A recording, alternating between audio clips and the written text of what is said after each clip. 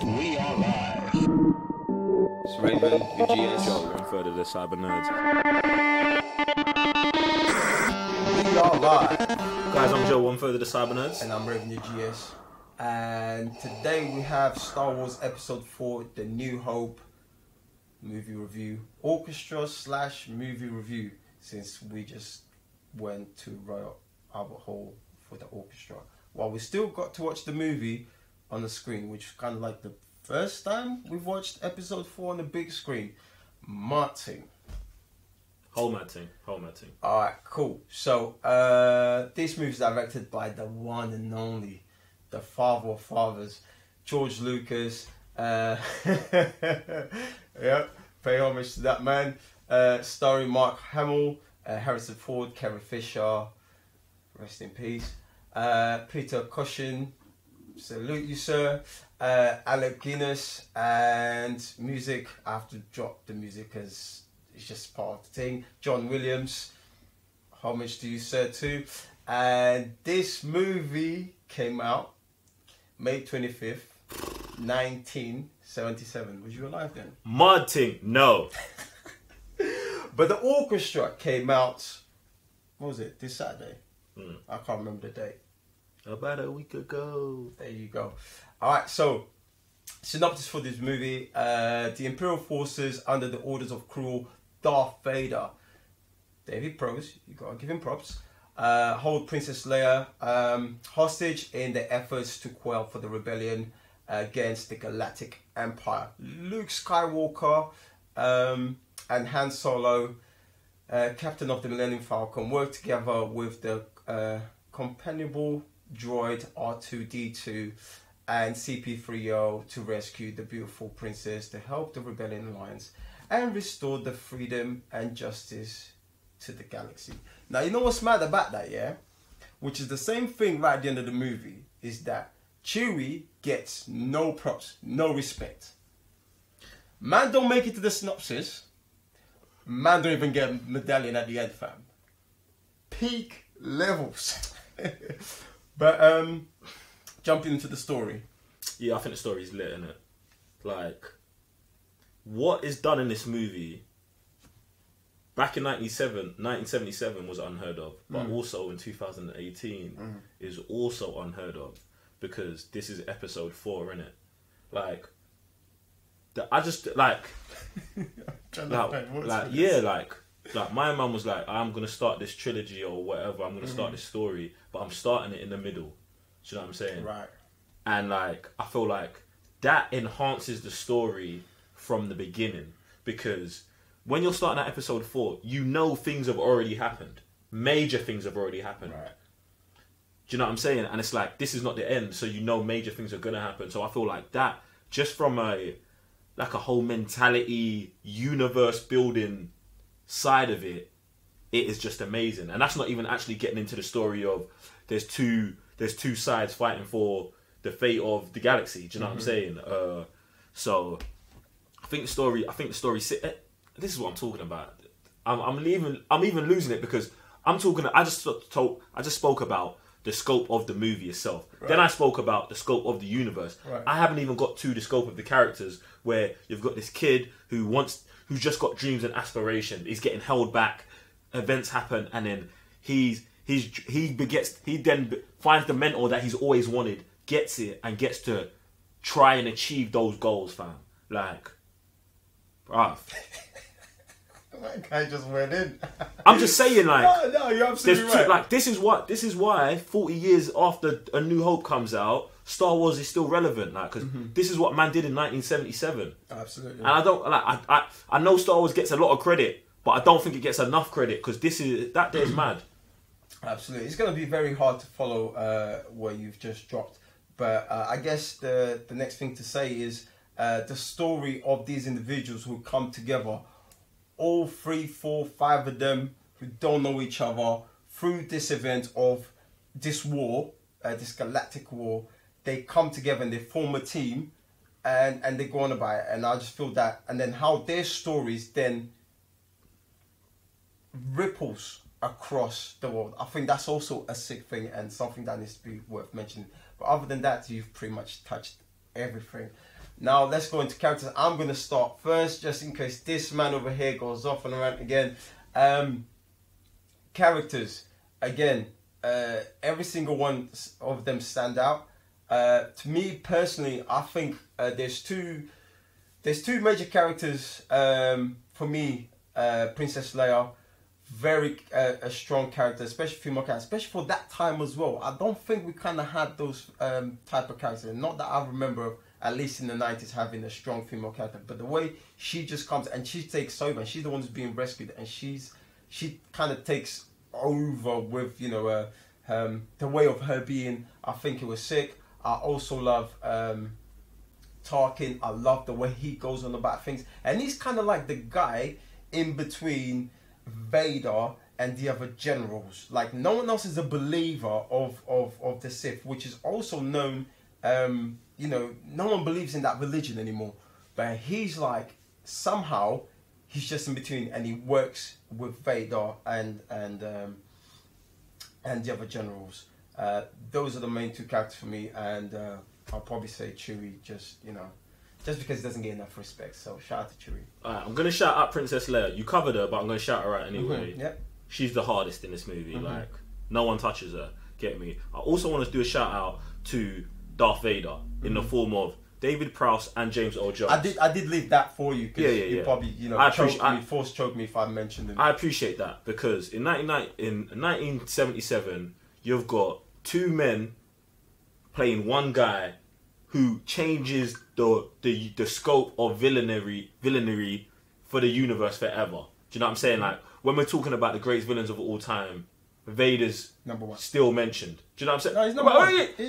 He's number one, innit? But like, I'm not trying to disrespect man like Thanos. Them man are up there. Them man are up there, innit? And Heath Ledger's Joker. The reason why I say is once, because not too long ago there was like a rating that went out, and Vader was still number one. So was it Cyberland's official rating? It was like global. So, and this had like actors and producers and everything involved. So just saying, sick work for what they did. Limited screen time. All of that. Peter Cushing, bad man. Tarkin's my favourite character in this movie. But I'm not going to miss Harrison Ford and Luke Skywalker. Now, the thing about this, what's very interesting for me personally, is when I got onto Star Wars, when I started watching Star Wars, I didn't love these characters because I had seen, I guess, I know where they go. Do you know what I'm saying?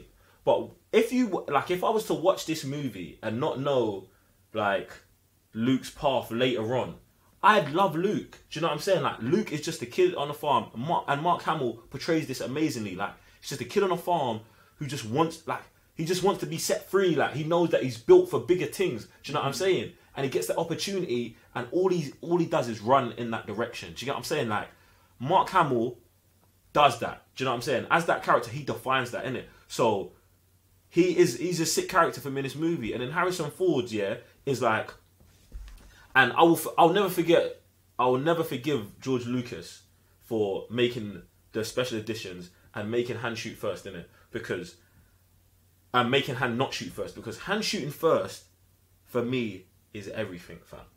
It is everything, fam. It says you can murder someone in cold blood and still be a good guy, fam. And the thing is, it's crazy to me because when they've released Rogue One now, innit? And what does Cassian Andor do in the beginning of the movie? He kills someone who's not even trying to hurt him. He kills someone who just has information. Do you know what I'm saying? Han Solo was on that way back when, fam. And you've got to like leave the integrity of that character together, because for me, that's not even a defining moment. That's the defining moment in that character's history for me. Do you know what I'm saying? Him shooting my man in the cantina and then being like, "Yo, sorry for the mess. Here's $2, fam." Like, but Harrison Ford was that guy in this. I thought like he carried that role amazing, and even obviously there's no spoilers in this. Even when he comes back, when he gets his money and he dips and he comes back, for me, like, I understand that turn in it, because he's gone from scoundrel to I've got a connection to Luke and I've got a connection to Leia, and the two droids aren't that bad either. Do you get what I'm saying? So I rate Mark Hamill, like the whole cast, bare props in it. There you go. All right, now moving on to production.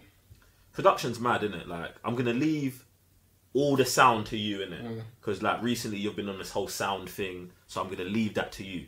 But 1977, fam, doing this stuff, bruv. There's movies in 2018 that don't look this good. Like, let's just keep it 100. Like, fam, this is before. I was gonna say before the iPhone era, fam. It feels like it was before the internet era, fam. Do you get what I'm saying? Like, I mean, before any era, like before the electricity era. That's the beginning of life. Exactly, really. And that's what I'm saying. Like they do everything so well. I remember watching this movie and seeing the 80s walk, and I'm like, bruv, how was he doing this back then? Do you know what I'm saying? Because the 80s now, like, they're comparable. Do you get what I'm saying? Like, so I just thought the practical effects in this super legit.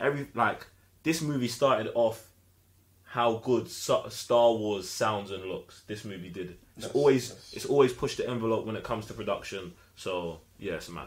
All right, cool. So I'm moving on to something now. Us being at the concert, the level. We've always been drawn into, the sound of John Williams. I mean, it's a unique sound introduced with the Star Wars, but what amplifies this and what takes my further respect to this movie is being at the live orchestra and watching this team perform live while the movie's going on. Like, it just takes you to a whole nother level of just sound. There isn't much to explain when it comes to music. You have to feel it. And if you ever have that opportunity to go watch Star Wars with a live band orchestra, by all means do so. We listen to Star Wars music just on the Rex, but to be there and just watch the way they go on about certain scenes, the kind of instruments they're using. I mean, there's one particular bit, my guy was just hitting a stick on the wood, fam. And you're just like, that's what's making this sound. Like, it just shows that the people that were, when they were making episode 4, not just story-wise, visual-wise, but sound-wise, everything came together beautifully. Everything was put together. Like, the puzzle was just perfect. The piece was just perfect. And I guess that's what kind of like puts everything, whenever we're watching this movie. So props to John Williams and the team that came up with the sound for this movie, because the score is absolutely mad. All right, cool. Now over to general thoughts. My general thoughts about New Hope. This is the start of something amazing, isn't it? Like, this is a really good movie. I really enjoyed it. I think my enjoyment of the movie was enhanced by the live orchestra, because me personally, I don't give this movie a perfect rating when I watch it on its own. But with the live orchestra, for me, it brought it up because there was tangible electricity and an intensity in the room that I've never had when I've watched this movie before. Do you get what I'm saying? Like, and I've watched this movie hundreds of times. Do you know what I'm saying? And I felt like watching it with the live orchestra, I was watching it with new eyes for the first time. And that's what I'm talking about, this electricity and intensity, So I feel like if you can watch this movie, you should watch this movie for everyone. But if you can get it, if you can go and see it on the big screen, if you can go and see it with an orchestra or any kind of way to enhance the way you're seeing it and just not at home, do it. I really recommend it, man. This movie's great. This movie here starts 40 years of madness in it. So yeah, there's that. For me, I picked up on things I never did before. Like yourself, watch these movies, I don't know how many times, but I think, and like you said, the energy that was brought into the room put me in a different place when watching this, and I really did. And while watching, I'm picking new things up, and I'm questioning, like, wait, whoa, is this new and stuff like that. So the experience of being in the live orchestra is just purely amazing. Seeing the band perform, oh my goodness, the violin, the piano, oh my god, like listening to that symphony for the first, like everything to me then was first time. everything watching episode 4 in the big screen, first time. Live orchestra, first time. And that has now made me a fan of orchestras, on especially movie scores, which is something I'm looking forward to. So I really recommend, if you have an opportunity to watch episode 4, any other Star Wars movie, live orchestra, by all means do so. Now moving on to the scores, and it's nothing new, you already know what it is for Star Wars episode 4 live orchestra, fam. It's a straight up 5 out of 5 broken sofa. Like, nothing else. We're talking about George Lucas, John Williams, Carrie Fisher, Harry Ford, Hamilton. 5 out of 5. That's it. But most important, that is what you think. And did you get a chance to go watch the live orchestra? I know some of our patrons did manage to go see it in London. It was over the weekend. But let us know if you watched it in the UK, in the US, or any other countries. But other than that, I'm Raven your GS. I'm Joe One Further, the Cyber Nerds. And we'll see you in the next movie review. Hey guys, it's me, Joe One Further, the Cyber Nerds. Appreciate you watching the last video. Check another one out here, or just go ahead and sign up to Patreon right now. Just do that. Anyway, catch you on the next video. Peace.